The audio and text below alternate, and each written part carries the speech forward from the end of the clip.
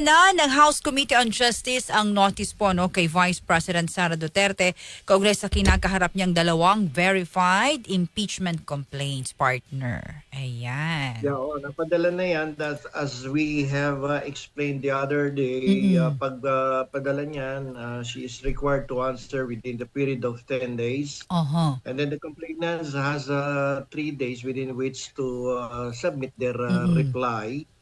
And if the Vice President would like to answer, then magsusumite siya ng kanyang rejoinder. Mm-hmm. Okay, so after the rejoinder, that is the time that the Committee on Justice will start the Oo. deliberation of the case. No? Mm-mm. At pwedeng papuntahin si Sara Duterte or hindi. Mm-mm. Pero ang importante dito ngayon, since na naisampa yung kaso kay Vice President at Mm-mm. na patunayan niya na sufficient in form and in substance ang kanyang kaso, Mm-hmm. ay may napabilita kahapon na itong kanyang isang pangunahing testigo laban sa Vice Presidente ay according to the news ay napagbantaan o mukhang delikado ang kanyang buhay doon sa loob ng Bureau of Jail and Management Penology BJMP, at oo.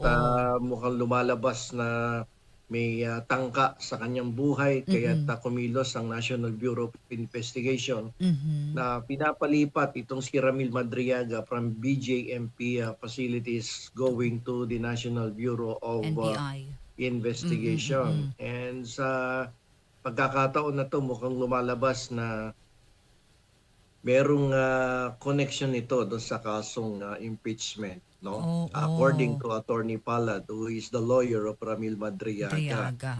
So may pagtatangka sa kanyang buhay at dapat malaman dito kung sino yung responsible and should be held liable according to law kung mapapatunayan na ito ay talagang directly related to the impeachment case of the Vice President. Kasi prime to witness tong si Ramil Madriaga at maraming mananagot dito just in case mawala to at mapatay itong tao na to, no, na ikino-consider na principal witness against the Vice President. Dito partner, kapag pala hindi sumagot dito, no, sabi dito ni Luis Tro, ayan po, ang chairperson, ang committee chairperson, si Attorney Jervil Luistro, partner ng Batangas, ano pala, ituturing pala ito ng komite, attorney, na general denial o pagtanggi sa mga aligasyong nakapaloob sa impeachment complaints. Tapos tanong dito ni Maruna Reyna, attorney, pwede ba yon walang VP na present sa pagpapatawag sa kanya kung sakali? Pwede naman. Sa impeachment naman, pwedeng hindi siya sumipot dyan, no? And then if she will fail to answer the complaint, that would be considered nga as a general denial of all the allegations recited in the impeachment complaint. So lahat yon i-deny niya. Automatic yun by law, considered as denied. O nire-reject niya lahat ang aligasyon doon sa impeachment complaint. Yun ang mangyayari dito, partner. So, binibigyan ang pangalawang pangulo, no, na masagot ito, partner. Yan, sa kinakaharap niyang dalawang verified impeachment complaints. Okay. So yun, partner, ang latest natin para dito sa impeachment complaints laban kay Vice President Sara. Ayun naman. At so ituloy natin, ano ba mangyayari sakaling itong testigo ng complainant dito sa impeachment complaint ni Sara Duterte na si Ramil Madriaga. Kung ito ay may mangyari dito, sinaktan o nanganib ang buhay or pinagbantaan pati ang kanyang mga miyembro ng pamilya. Dito lalabas dito na merong tinatawag na indicia of guilt on the part of those who are accused of an impeachment kasi siya yung principal witness dito sa impeachment. So indicia of guilt to on the part of the person na inaakusahan ng culpable violation of the Constitution, ng bribery, ng betrayal of public trust. Kasi dito, Sa pagkakataon na 'to kapag napatunayan na may connection nito doon sa impeachment complaint, lalong titibay at lalakas ang kredibilidad Mm-mm. ng testigo.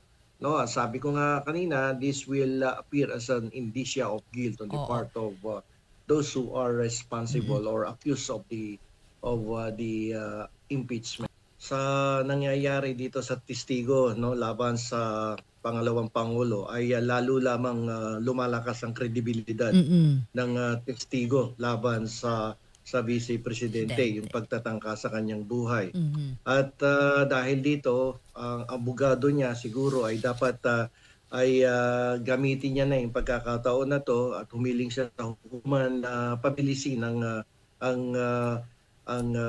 trial of this case, yung Mm-mm. speedy trial, yung right to speedy Mabilisan. trial Mm-mm. of the person concerned dito sa kaso na to ay Mm-mm. dapat pabilisin na at hindi na matagalan pa to dahil kung tutusin dapat kinukunan na nila nito ng deposition Mm-mm. yung salaysay na sa labas ng korte sa harap ng abogado, just in case something happens to this person na wala siya at Mm-mm. talagang natuluyan, ay at least merong dokumentong hawak-hawak na magpapatibay kung ano ang kanyang mga nasaksihan tungkol doon sa krimen o tungkol doon sa Mm. mga pangyayari nang siya ay konektado pa sa Office of the Vice Vice President. President. So dapat Mm-mm. mabilis kumilos dito ang kanyang Mm-mm. abogado at ang ilang pang parties to the case para hindi mabaliwala ang mga binigay nitong salaysay. Kasi kung matitigok yan, eh, Naku po. sayang. No? Oo, Dapat ngayon oo, pa lang, oo. hihingi na yan. Gagawan nila ng deposition. Ibig sabihin, Okay. pupunta yan sa isang abogado, sa Mm-mm. notaryo publiko, Mm-mm. inonotaryo lahat ng kanyang salaysay, ng kanyang nalalaman, Mhm. and just in case something happens to him, gamitin ang dokumento na yon upang siyang magsilbi, no, Mm-mm. na testigo, no, in his absence. Dahil nga baka Oo. biglang dukutin, biglang patayin. Oh, you'll never know. And you cannot tell, partner, di ba, what will happen? Lalo sa ganitong sitwasyon. Oh.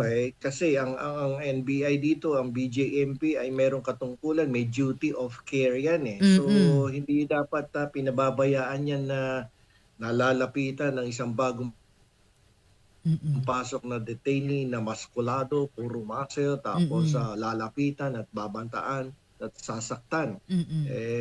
Napaka-importanting testigo niyan sa kaso, no, sa impeachment diyan sa Office of the Vice President, tapos biglang mawawala.